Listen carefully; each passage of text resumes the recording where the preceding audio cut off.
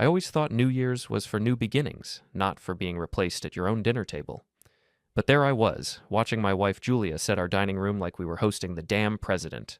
Gold napkins, crystal glasses, candles that cost more than most people's weekly groceries. The whole production screamed special occasion, which should have been my first warning. "Alex, can you open the good wine?" Julia called from the kitchen, her voice carrying that particular tone she used when she was planning something. You know the one, sweet on the surface, but with an edge that suggested arguing wasn't an option. "Sure, babe. Who's coming again?" I asked, though I had a sinking feeling I already knew. Julia appeared in the doorway, smoothing down her black dress, the one she usually saved for work parties and date nights we hadn't had in months. Her blonde hair was perfectly styled, makeup flawless. She looked stunning, which made what came next even more of a slap in the face. "Greg's joining us for dinner," she said, like she was announcing the weather. I stopped mid-pour, the wine bottle frozen in my hand. "Greg? As in Greg Wallace? Your ex-boyfriend Greg?" "Don't be dramatic, Alex. He's in town for the holidays, and I thought it would be nice to catch up." She walked over and straightened a napkin that was already perfectly straight. "Don't get jealous. This is my New Year's gift to myself." I laughed. Actually laughed, waiting for the punchline. When none came, the sound died in my throat. "Julia, why would you invite your ex-boyfriend to our family dinner without asking me?" She turned to face me, and I saw something cold flash in her green eyes. "Because I don't need permission to invite friends to my own home. If you can't handle it, don't ruin my night." The threat was crystal clear. Swallow it or be the bad guy. Play along or she'd walk out and somehow make it my fault for being insecure. After 12 years of marriage, I knew this game. I also knew I'd never won it. "Right," I said, forcing a smile. "Of course. Silly me." But my stomach was already tightening into knots. Our daughter Maddie wandered downstairs looking skeptical. At 15, she had inherited my sarcasm and Julia's ability to read people like open books. Not a great combination for family harmony. "Why does the house smell like Mom's trying to impress someone?" Maddie asked, grabbing an apple from the counter. "Greg's coming for dinner," Julia announced, like this was perfectly normal. Maddie's eyebrows shot up. "Greg? The guy from your college photos? The one who looks like he bench presses small cars for fun?" "He's a fitness entrepreneur now," Julia said defensively. "Cool. So we're having dinner with Mom's ex while Dad pretends this isn't weird." Maddie bit into her apple with a loud crunch. "This should be fun." "Madison, watch your tone," Julia snapped. "I'm just saying what we're all thinking," Maddie replied, then looked at me. "Right, Dad?" Before I could answer, the doorbell rang. Julia practically sprinted to get it, leaving me standing there with a half-empty wine bottle and a daughter who was giving me a look that said, "Are you really going to let this happen?" Greg Wallace filled our doorway like he owned it. 6'2", all muscle and confidence, holding a bottle of champagne that probably cost more than our monthly grocery budget. His smile was the kind that belonged on magazine covers or political campaigns. Too perfect to be real. "Julia." He wrapped my wife in a hug that lasted about 3 seconds too long. "You look incredible." "Greg, you remember my husband Alex," Julia said, stepping back but staying close enough to him that I noticed. "Alex, good to see you, man." Greg extended his hand with the grip of someone who could probably crush walnuts with his bare fingers. "Thanks for having me. Hope you don't mind the intrusion." "Not at all," I lied, wondering if my smile looked as forced as it felt. "Welcome to our home." "And this must be Maddie," Greg said, turning his attention to our daughter. "Wow, you've grown up. Last time I saw you, you were maybe 5 years old." That stopped me cold. Last time? When exactly had there been a last time? Maddie, bless her, just stared at him. "I don't remember you." "That's okay. You were pretty young." Greg's smile never wavered. "Your mom used to show me pictures all the time." All the time. Present tense. My stomach dropped another few inches. Dinner was a masterclass in being erased from your own life. Greg and Julia sat across from each other while I anchored one end of the table like a piece of furniture. They talked about mutual friends I'd never heard of, places they'd been together, memories I'd never lived. Every story started with, "Remember when we," and ended with laughter I wasn't part of. "Remember that time in college when we drove to the beach at midnight?" Julia giggled, actually giggled, while cutting her steak. "And you insisted on swimming even though it was 40 degrees outside?" Greg finished, grinning. "You were always fearless." "Still am," Julia said, and the way she looked at him made something twist in my chest. I tried to join the conversation. "That sounds fun. I've always wanted to do something spontaneous like that." They both looked at me like I'd interrupted a private moment, which I guess I had. Alex isn't really the spontaneous type, Julia said to Greg, like I wasn't sitting right there. He likes his routines. Nothing wrong with that, Greg said diplomatically, but his tone suggested there was plenty wrong with it. Different people, different styles. Maddie was watching this whole exchange with the fascination of someone witnessing a car crash. She caught my eye and made a face that clearly said, "This is messed up, Dad." As the evening wore on, it got worse. Julia laughed at Greg's jokes. Really laughed, not the polite chuckle she gave mine. She touched his arm when she talked, leaned in when he spoke, and glowed in a way I hadn't seen in months, maybe years. Every time I tried to steer the conversation toward neutral ground, work, current events, literally anything that didn't involve their shared past, it somehow circled back to them. It was like watching my wife fall in love in real time, right in front of me, with someone who wasn't me. I should probably head out soon, Greg said around 10:30, though he made no move to leave. Early flight tomorrow. Where are you headed? I asked, hoping the answer was far away and permanent. Back to Denver. I've got a chain of gyms there now. Business is booming. He looked at Julia. You should come visit sometime. I'd love to show you what I've built. That sounds amazing, Julia said, and I could practically see the wheels turning in her head. We should all visit, I said quickly. Right, honey? Julia's smile faltered for just a second. Sure, maybe. But we all knew she wasn't thinking about a family trip. As midnight approached, someone turned on the TV for the countdown. Times Square filled our living room with noise and celebration, but the real party was happening between my wife and her ex-boyfriend. They stood close together, sharing some private joke, while I felt like a ghost haunting my own New Year's Eve. 10, 9, 8. Julia and Greg were laughing about something. 7, 6, 5. She put her hand on his shoulder. 4, 3, 2. She didn't even look at me. 1, Happy New Year. And something in me went completely quiet. I stood up slowly, calmly, while confetti fell on TV and my wife glowed at another man. Greg was saying something about new beginnings and fresh starts, but I wasn't really listening anymore. Looks like this is your gift now, I said to Greg, my voice steady as ice. Then I turned to Julia. Enjoy the present you gave yourself. I'm done being the price. I pulled off my wedding ring and set it on the table next to the good china and expensive champagne. The metal made a tiny clink against the wood that somehow seemed louder than all the celebration on TV. Alex, what are you doing? Julia's voice was sharp, but I could hear the uncertainty underneath. Starting my new year, I said, and walked toward the door. Dad? Maddie's voice followed me, worried. It's okay, sweetheart. I'll call you tomorrow. I grabbed my coat and stepped out into the cold January air. Behind me, I could hear Julia calling my name, but I didn't turn around. For the first time in months, maybe years, my head was completely clear. I had work to do. The Marriott downtown wasn't exactly the Four Seasons, but it had clean sheets and a view that didn't include my wife cozying up to her ex-boyfriend. I'd been there 3 days, living off room service and the kind of bitter coffee that matched my mood when Maddie called. Dad, you need to come home. Mom's lost her mind. I was sitting on the edge of the bed, staring at my laptop screen where I'd been pretending to work. What do you mean? She's acting like you just disappeared for no reason. She told Mrs. Patterson next door that you're having some kind of midlife crisis. Maddie's voice was tight with frustration. She's playing the victim, Dad. It's gross. Mrs. Patterson. Of course. The neighborhood's unofficial news network, a 70-year-old woman who knew everyone's business better than they did. If Julia was talking to her, she was making sure her version of events spread faster than a wildfire. What exactly is she saying? That you stormed out on New Year's Eve for no reason? That you've been acting strange lately? That she's worried about your mental health? I could hear Maddie moving around, probably pacing her room like she did when she was angry. She's not mentioning Greg at all. It's like he was never here. Of course she wasn't. Julia had always been good at editing reality to suit her narrative. Are you okay, kiddo? I'm fine. But Dad, Greg's still here. My hand tightened on the phone. What do you mean still here? He was supposed to fly back to Denver on New Year's Day, remember? Well, apparently his flight got delayed. I could hear the air quotes in her voice. He's been here every day since you left. They're not even trying to hide it anymore. Something cold and sharp settled in my stomach. Maddie, I need you to listen to me. If you ever feel uncomfortable or unsafe... Dad, I'm not stupid.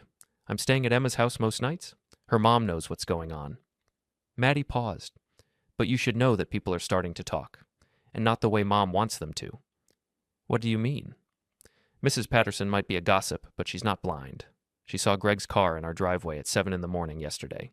She asked me who the handsome young man was, and I told her he was Mom's college boyfriend who's been staying over since you left. I almost smiled. Almost. Maddie? What? You said to always tell the truth. Mrs. Patterson looked like someone had slapped her with a fish. I think she's putting two and two together. My daughter was 15 and already understood the power of strategic honesty. I was proud and terrified in equal measure. I'm coming to get some of my things this afternoon. Will you be there? Yeah. Mom and Greg are going to lunch, so the coast will be clear. Dad, I'm really sorry this is happening. It's not your fault, sweetheart. None of this is your fault. After we hung up, I sat in that hotel room and did something I hadn't done in years. I planned. Really planned. Not the kind of day-to-day logistics that kept our household running, but the kind of deep, strategic thinking I used at work when a project was going sideways and needed a complete overhaul. Julia thought she was playing chess while I was playing checkers. She was about to learn that I'd been studying the board a lot longer than she realized. My first stop was the house. Maddie was right. Greg's car wasn't there. A silver BMW that screamed compensation vehicle was notably absent from my driveway. I used my key and slipped inside, moving quickly through rooms that felt like a museum of my former life. Everything was different. Julia had rearranged the living room, moving furniture to create more intimate seating. The dining room table was back to its everyday setup, all evidence of our New Year's disaster erased. Even the air smelled different. Some expensive cologne that definitely wasn't mine. I gathered clothes and personal items, but more importantly, I gathered information. Julia had always been careless with paperwork, leaving bills and statements scattered around her home office. I photographed everything relevant. Credit card statements showing expensive dinners for two, hotel charges from the past few months, receipts from places I'd never been. But the real gold mine was her laptop, which she'd left open on the kitchen counter.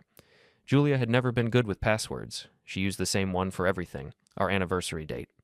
The irony wasn't lost on me. Her email told a story that made my stomach turn. Messages with Greg going back 6 months, starting innocent enough but quickly becoming something else entirely. Plans for his business trip to our city, discussions about their connection and how she felt trapped in her marriage, references to the New Year's dinner as a test to see how I'd react. The worst part? She'd been talking to her friends about it. Tara and Marcy, her yoga buddies, had been cheering her on, encouraging her to follow her heart and stop settling for boring. They'd helped her plan the whole thing. I forwarded the most damning emails to my personal account, then cleared the sent folder. Julia might be careless, but I wasn't stupid.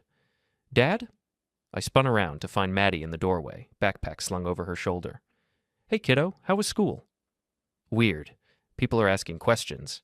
She dropped her bag and studied my face. You found something, didn't you? What makes you say that? You have your work face on, the one you get when you're solving a really complicated problem. She sat down at the kitchen island. How bad is it? I closed the laptop and looked at my daughter. Really looked at her. 15 years old, but with eyes that had seen too much in the past few days. She deserved honesty, but not all of it. It's been going on longer than New Year's Eve. I figured. Maddie picked at her nail polish, a nervous habit she'd had since she was little. Emma's mom asked if we needed anything, like food or whatever. I think she knows. What did you tell her? That we're okay, but thanks. But Dad, I don't think we can keep pretending this is normal. People are starting to choose sides. She was right. In a neighborhood like ours, where everyone knew everyone and gossip traveled faster than Wi-Fi, neutrality wasn't an option. People would either believe Julia's version, that I'd abandoned my family over nothing, or they'd figure out what was really happening. Your mom's friends, Tara and Marcy, have they been around? Yesterday. They brought wine and talked really loud about how men sometimes can't handle strong women making independent choices. Maddie made air quotes again. It was like they wanted the whole neighborhood to hear. And what did you think of that? I think they're idiots, and I think Mom's making a huge mistake. Maddie looked up at me. But I also think you're not going to just roll over and take this. Smart kid. Too smart. I'm going to handle this, Maddie, but I need you to stay out of it, okay? Whatever happens, you're not responsible for fixing your parents' mess. I know, but Dad, when you do whatever you're planning, make sure you win. That evening, I sat in my hotel room with a legal pad and started making lists. Julia thought she held all the cards, the house, the social connections, the narrative. She was about to learn that being underestimated was my greatest advantage. First, I called my lawyer. Not our family lawyer, Julia's golf buddy who'd probably tip her off, but a shark I'd heard about from guys at work, someone who specialized in cases where wives thought they were smarter than their husbands. Then I called Neil, my coworker, and the closest thing I had to a best friend. Neil was a tech guy, quiet and methodical, the kind of person who noticed everything and forgot nothing. Alex? Jesus, man, I heard about New Year's. You okay? I'm better than okay. I need a favor. Name it. I need help documenting some things, legally, above board, but thoroughly. There was a pause. What kind of things? The kind that prove I'm not having a midlife crisis. Ah, Neil's voice got interested. When do we start?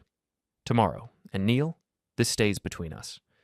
Goes without saying, but Alex, whatever you're planning, make sure you're ready for the consequences. Julia's not going to go down easy. I'm counting on it. After I hung up, I looked out the hotel window at the city lights and thought about consequences. Julia had made her choice when she invited Greg into our home. She'd doubled down when she let him stay. She'd declared war when she started spinning lies to the neighbors. She wanted to play games? Fine. But she was about to learn that I'd been studying the rules a lot longer than she thought. And unlike her, I played to win. Neil arrived at my hotel room the next morning looking like he'd raided Best Buy's surveillance section.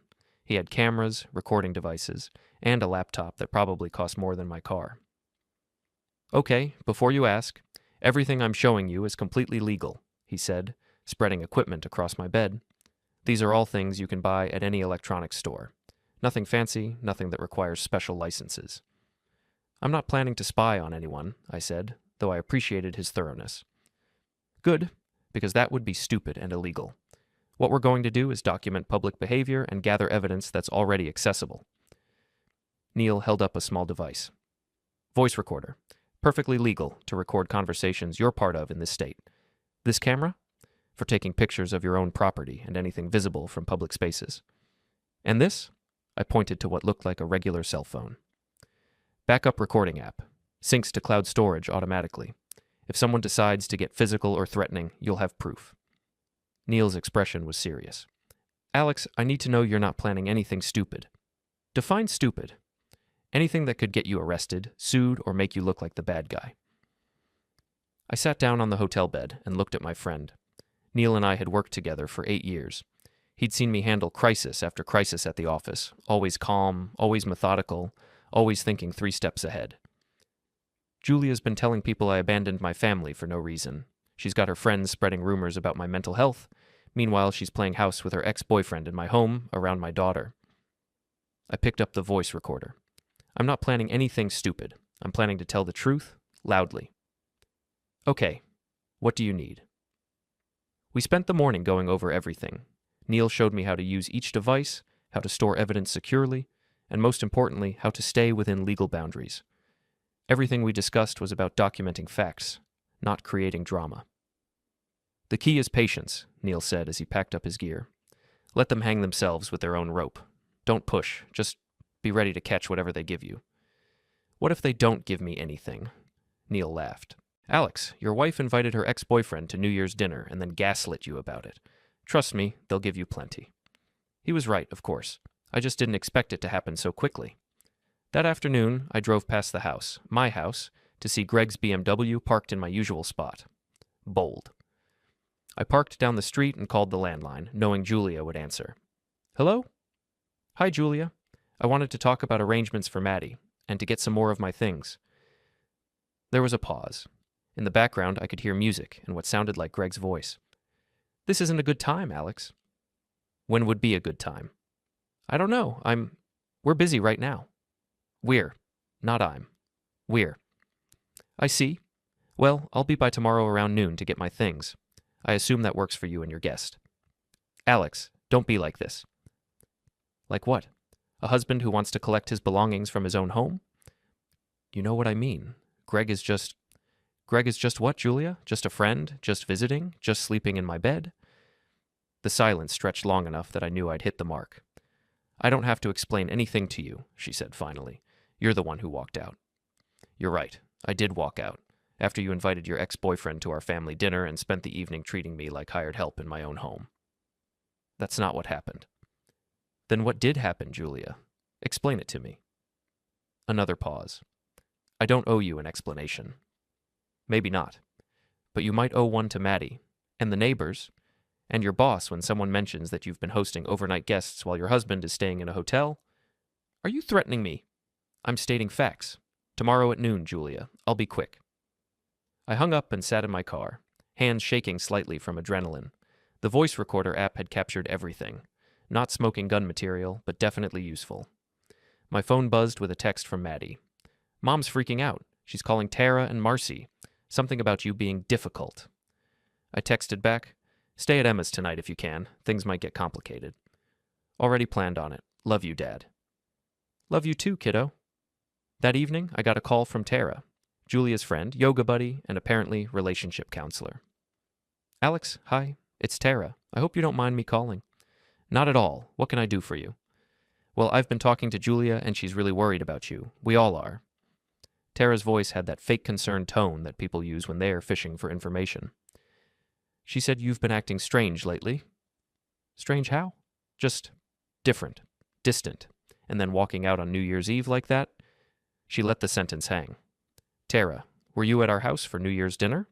No, but Julia told me what happened. And what did she tell you happened?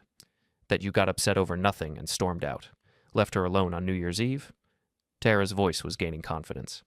Alex, I know marriage is hard, but you can't just abandon your family when things get tough. I almost laughed. Almost. Did Julia mention that she invited her ex-boyfriend to dinner without telling me? Silence. Did she mention that they spent the entire evening reminiscing about their relationship while I sat there like a piece of furniture? More silence. Did she mention that Greg has been staying at our house every night since I left? Alex, I think you're misunderstanding. Am I? Tara, let me ask you something. If your husband invited his ex-girlfriend to your New Year's dinner, and she spent the night touching his arm and laughing at his jokes while ignoring you completely, how would you react? That's different. How is it different? Julia and Greg are just friends. They have history, but history. Right. I was recording this conversation, and Tara was giving me gold. So, if they're just friends, why is his car in my driveway every morning? Why is Julia lying to the neighbors about why I left? Why are you calling me instead of suggesting that maybe, just maybe, my wife should have discussed this with me first? I think you're being paranoid. And I think you're being naive, but we'll see. I hung up and immediately called Neil. Please tell me you recorded that, he said after I filled him in. Every word. Beautiful. She just admitted that Julia's been talking to her friends about this, which means there's a coordinated effort to control the narrative, and she confirmed that Greg's car is there every morning, which she wouldn't know unless Julia told her. What's my next move? Tomorrow's house visit. Be calm, be reasonable, and let them show you who they really are. If Greg's there, even better. Why? Because if he's there when you come to collect your belongings, it shows he's not just visiting, he's moved in, and Alex? Make sure you document everything. The next morning, I drove to my house with a sick feeling in my stomach and a voice recorder in my pocket. Greg's BMW was in the driveway, right where I'd expected it to be. I rang the doorbell of my own home. Julia answered, looking like she'd dressed for battle. Perfect makeup, hair styled, wearing a dress that was way too nice for noon on a Wednesday. She was performing for someone, and I had a pretty good idea who. Alex, you're early. It's 12:05, Julia. I said noon. Right, well, come in, but please don't make a scene. I stepped into my own foyer and immediately saw Greg sitting at my kitchen island, drinking coffee from my favorite mug, reading my newspaper. He looked up and smiled like we were old friends. Alex, good to see you, man. How's the hotel treating you? The casual cruelty of it took my breath away. He knew exactly what he was doing. It's fine, thanks. I'm just here to get some things. Of course. Julia mentioned you needed some clothes and stuff. Greg stood up, and I noticed he was wearing a bathrobe. My bathrobe. I'll stay out of your way. That's thoughtful of you, I said, my voice steady despite the rage building in my chest. Though I have to ask, are you staying here now? Greg looked at Julia, who jumped in quickly. Greg's flight was delayed. The airline is having issues. For over a week? It's complicated, Julia said. I bet it is. I looked around my kitchen, noting details. Greg's protein powder on the counter, his workout clothes draped over my chairs, a second coffee cup in the sink. Well, I'll just grab my things and get out of your way. I headed upstairs, and what I found in my bedroom made my hands clench into fists. The bed was unmade, clearly slept in by two people. Greg's clothes were in my dresser, his toiletries were in my bathroom. He hadn't just moved in, he'd replaced me. I packed methodically, taking my time, documenting everything with my phone's camera. When I came back downstairs, Julia and Greg were sitting close together at the kitchen island, talking in low voices. They looked up when I appeared, and I saw guilt flash across Julia's face. "All set?" she asked too brightly. "Just about. I do have one question, though." "What's that?" "How long has this been going on?" "Alex, we've been through this." "No, Julia, we haven't. You told me Greg was just visiting, but his clothes are in my dresser, his toothbrush is in my bathroom, he's wearing my bathrobe and drinking from my coffee mug." I looked directly at Greg. "So I'll ask again. How long has this been going on?" Greg had the decency to look uncomfortable. "Look, man, it's not what you think. What I think is that my wife has been having an affair, and you've moved into my house while I'm paying for a hotel room." I kept my voice calm, reasonable. "What I think is that you two planned this whole thing, and the New Year's dinner was just your way of rubbing my face in it." "That's not true," Julia said, but her voice lacked conviction. "Then explain it to me. Make me understand how this is all innocent." They looked at each other, and in that look, I saw everything I needed to know. This wasn't a spontaneous reunion or a delayed flight.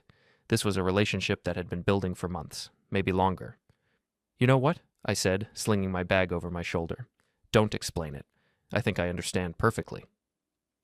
I headed for the door, then turned back. "Oh, and Julia, you might want to call Tara back. Tell her the story's changed again." I walked out of my house for the second time in a week, but this time was different. This time, I had evidence. This time, I had a plan. And this time, I wasn't running away. I was getting ready to fight back. The thing about being underestimated is that people stop watching their backs around you. Julia and Greg had gotten so comfortable with their narrative that I was the wronged husband having a breakdown that they'd started making mistakes, big ones. The first mistake came courtesy of Mrs. Patterson, who called me 2 days after my house visit.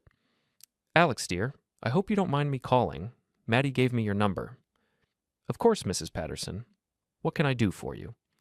"Well, I hate to be the bearer of bad news, but I thought you should know. That young man staying with Julia, he's been quite visible." I sat up straighter in my hotel room. "Visible how?" "Yesterday morning, he was in your front yard doing exercises. Shirtless. At 7 a.m.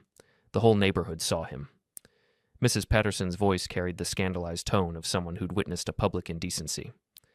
"And then Julia came out in just a robe and brought him coffee. They were very affectionate." "I see. Alex, I've lived in this neighborhood for 30 years. I've seen marriages go through rough patches. But what I saw yesterday..." She paused. "That wasn't a house guest." "No, Mrs. Patterson, I don't think it was." "I'm sorry, dear. I know this must be difficult." After she hung up, I called Neil. "They're getting sloppy," I told him. "Good. Sloppy people make mistakes. What's the latest?" I filled him in on Mrs. Patterson's call and the house visit. Neil listened without interrupting, which meant he was thinking. "Alex, I think it's time to go public." "What do you mean?" "I mean, stop playing defense. You've got evidence, you've got witnesses, and they're getting more brazen by the day. Time to let people know what's really happening." "How?" "Social media, neighborhood app. Hell, take out an ad in the local paper. But tell your story before they finish writing theirs." Neil was right. Julia and her friends were already controlling the narrative, painting me as an unstable husband who'd abandoned his family. Every day I stayed quiet was another day for their version to become accepted truth. That evening, I sat down and wrote the most important Facebook post of my life. "I know there have been questions about why I've been staying at a hotel for the past week, and I think it's time to set the record straight." On New Year's Eve, my wife invited her ex-boyfriend to our family dinner without discussing it with me. She spent the evening ignoring me while reminiscing about their relationship with him. When I expressed discomfort with the situation, she told me not to be jealous because it was her New Year's gift to herself. I left rather than cause a scene in front of our daughter. Since then, her ex-boyfriend has been staying in our home while I pay for a hotel room. I'm not having a breakdown, and I didn't abandon my family. I'm a husband who discovered that his wife values her past more than her present. I'm sharing this because I believe in honesty, and because my daughter deserves to have at least one parent who tells the truth. I stared at the post for 20 minutes before hitting publish. Once it was out there, there would be no taking it back. My phone started buzzing within minutes. The first call was from my brother Mike in Seattle. "Jesus Christ, Alex, are you serious?" "Completely.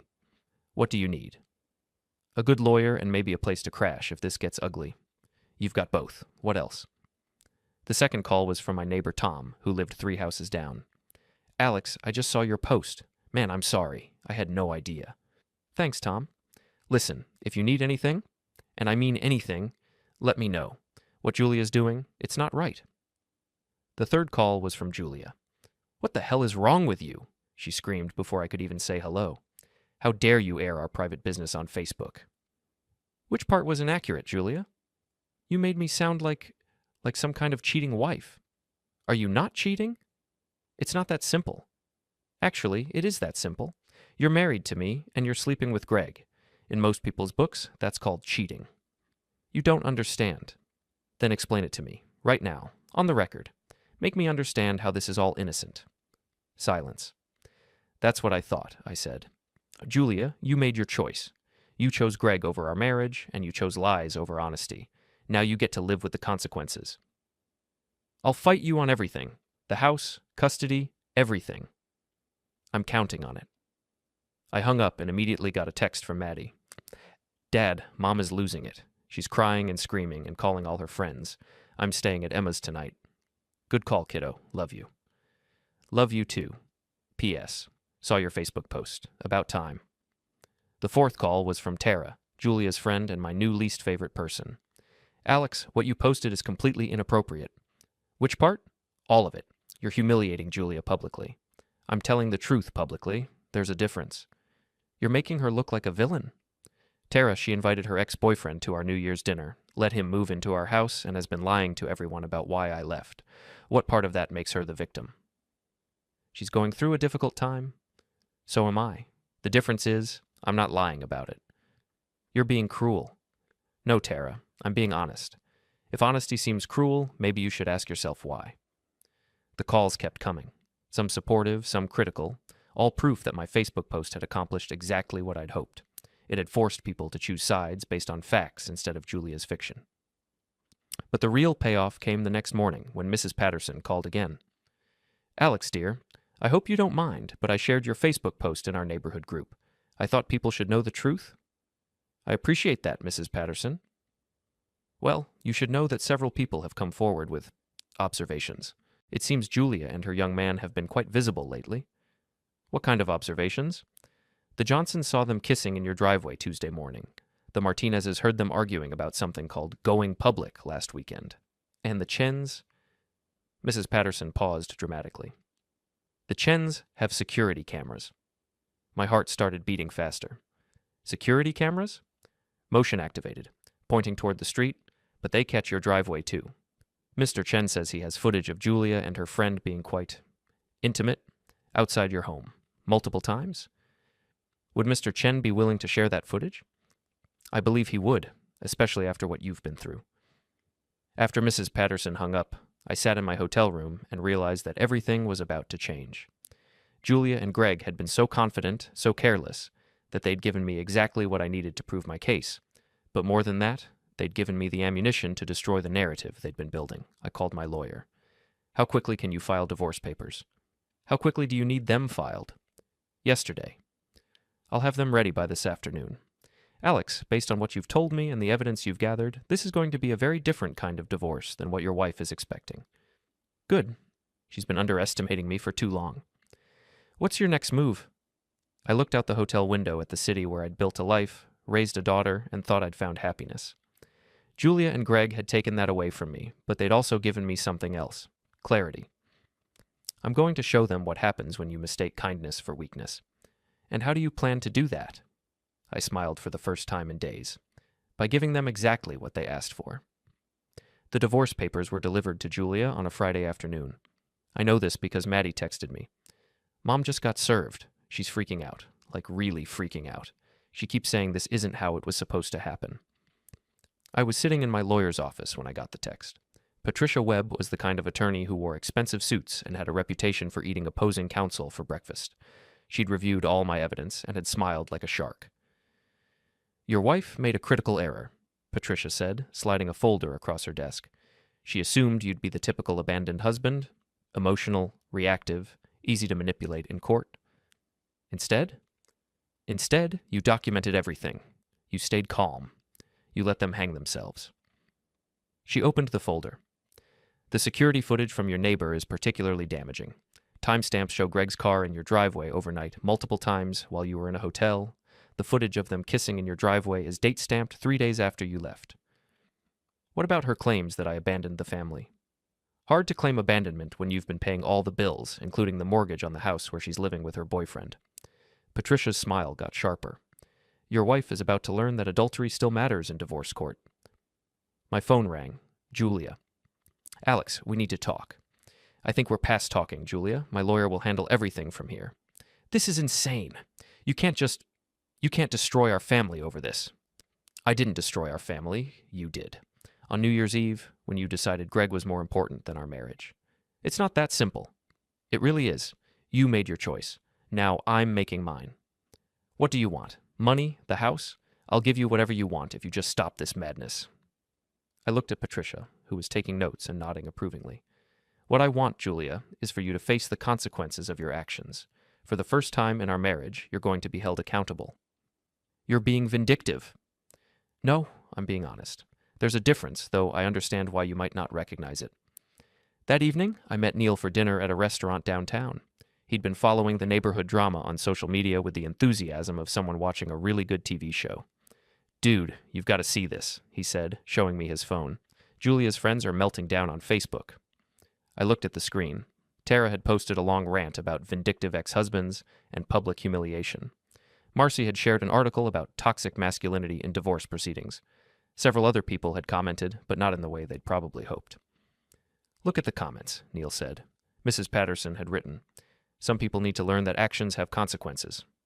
Tom from down the street had added, truth isn't vindictive. It's just truth. Even people I didn't know were weighing in. If you don't want to be publicly embarrassed, don't publicly embarrass yourself.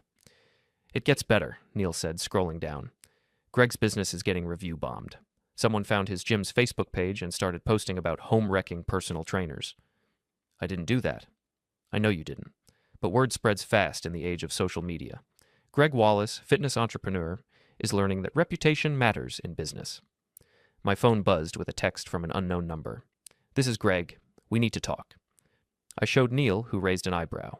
What are you going to do? Talk to him. Why not? I called the number. Greg answered on the first ring. Alex, thank God. Look, this whole thing has gotten out of hand. Has it? People are calling my business, posting fake reviews, harassing my employees. This needs to stop. What needs to stop, Greg? The truth? It's not that simple, man.